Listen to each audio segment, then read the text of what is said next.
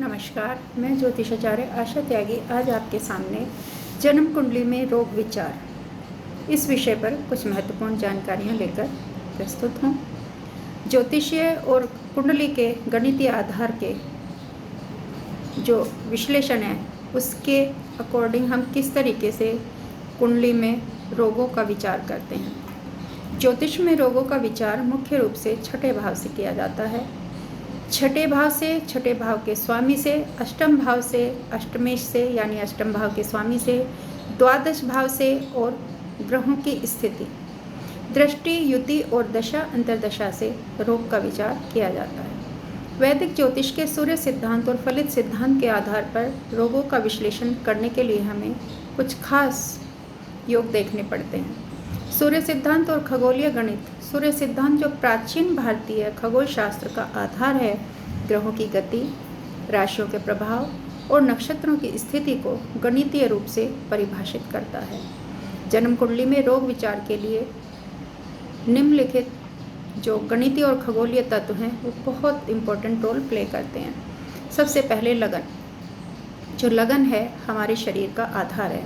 लगन और लग्नेश की स्थिति स्वास्थ्य का प्राथमिक सूचक है। छठा भाव और षष्ठेश रोग, शत्रु और ऋण का भाव है। षष्ठेश की स्थिति और दृष्टि रोग के प्रकार और उनकी तीव्रता को दर्शाती है।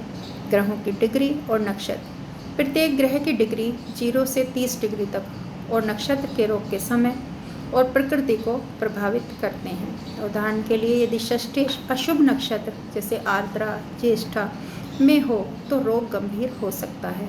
दशा और गोचर। विषांतरी दशा और ग्रहों का गोचर रोग के प्रारंभ और समाप्ति का समय निर्धारित करता है। फलित सिद्धांत के अकॉर्डिंग कैसे विश्लेषण करें?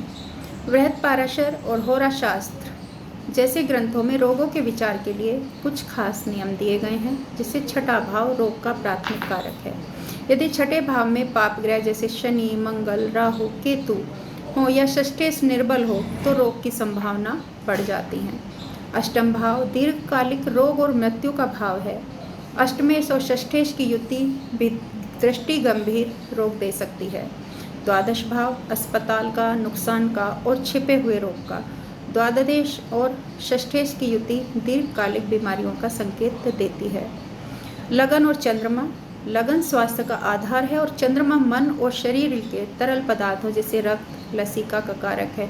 यदि ये निर्बल हों तो रोग प्रतिरोधक क्षमता कम हो जाती है। पाप ग्रहों की दृष्टि।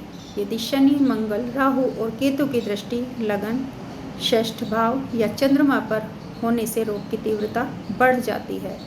ग्रहों और रोगों का संबंध। प्रत्येक ग्रह विशिष्ट रोगों से संबंधित है। सूर्य हृदय रोग, नेत्र और हड्डी का कारक। चंद्रमा मानसिक रोग, जल तत्व से संबंधित रोग जैसे फेफड़े, रक्ताल्पता। मंगल रक्त, मांसपेशियां, दुर्घटना और शल्य चिकित्सा। बुध तंत्रिका तंत्र, त्वचा और संचार संबंधी रोग। गुरु यकृत, मधुमेह और मोटापा। शुक्र प्रजनन, अंग, मूत्राशय और हार्मोनल रोग। शनि हड्डी जोड़ और दीर्घकालिक रोग। राहु केतु रहस्यमय, असाध्य और विषजन्य रोग। षष्ठेश का 12 भावों में अलग अलग फल होता है। ये कुछ महत्वपूर्ण जानकारी मैं आपको बता रही हूँ। इसके आगे जो 12 भाव हैं उसके फल से संबंधित जानकारी मैं अगली वीडियो में लेकर फिर से आपके सामने प्रस्तुत होंगी। तब तक के लिए नमस्कार।